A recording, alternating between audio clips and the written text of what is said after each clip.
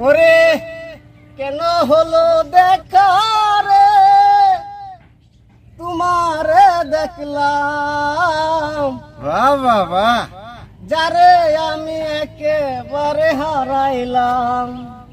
কেন হলো দেখা রে, তুমডারে দেখলাম, যারে আমি যারে আমি যারে আমি একেবারে হারাইলাম, যারে আমি একেবারে হারাইলাম। না তুই হারাইছস আর পাইতে না। আমি হারাইছি না এই জীবনে, যারে আমি একেবারে হারাইলাম। তুই যে হারাইছস কোন মুহে তারে ন দাঁড়াইবি? আমি কোন মুখে দাঁড়িয়া বলবো এই মনের কথা, কথা শুনে তুমি যদি পাও গো বেতা। হায় হায় নিজের হাতে নিজের মাথায় কুড়াল মারিলাম, যারে আমি একেবারে হারাইলাম।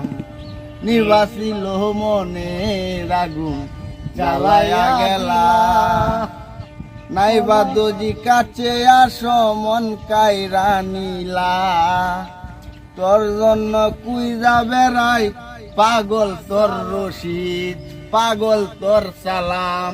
মানে রশিদও তো কখন লাগবো, সালামও কখন লাগবে। সালামে গানটা গাইছে না, 100%। হ্যাঁ রশিদও কখন লাগবো। তুমি তারা হারাইছো বুঝতে পারো না। এই যে গানটা এটা তো আমার হ্যাঁ। জীবনের সাথে মিলে গেছে। আজাইনি হ্যাঁ, বাউল কবি সালাম সরকার, তাকে অনেক অসংখ্য ধন্যবাদ ধন্যবাদ দেওয়ার জন্য। এরকম একটা গান উপহার দেওয়ার জন্য। ইভেন এই গানটা আমার জীবনে মিলে গেছে। আমি অন্য কার কি হলো সেটা আমি জানি না, কিন্তু আমার জীবনে আমার লাইফে এই গানটা আমার মিলে গেছে। আর বিষয়টা হইল সালাম তো সালাম না, মাঝে মাঝে এমন এক গান গায় সারা বাংলাদেশ ওকরে তামাডি হয়ে যায়। তামাডি মানে এমন ভাইরাল, ভাইরাল টু ভাইরাল। এই যে কেন হলো দেখারে এই গানটা ভাইরাল হয়েছে। আর একটা গান এই জীবন মানে এই যন্ত্রণা, এটাও তো বিভিন্ন টিভি সরকারি চ্যানেল আমি দেখলাম বড় বড় শিল্পীরা গাইছে। জীবন মানে যন্ত্রণা, এই গানটা একটু আমার একটু শোনাও। পাঠালেন জানিয়তি তার কাছে মিনতি, এই জীবন আর আমি চাই না, জীবন মানে তো যন্ত্রণা,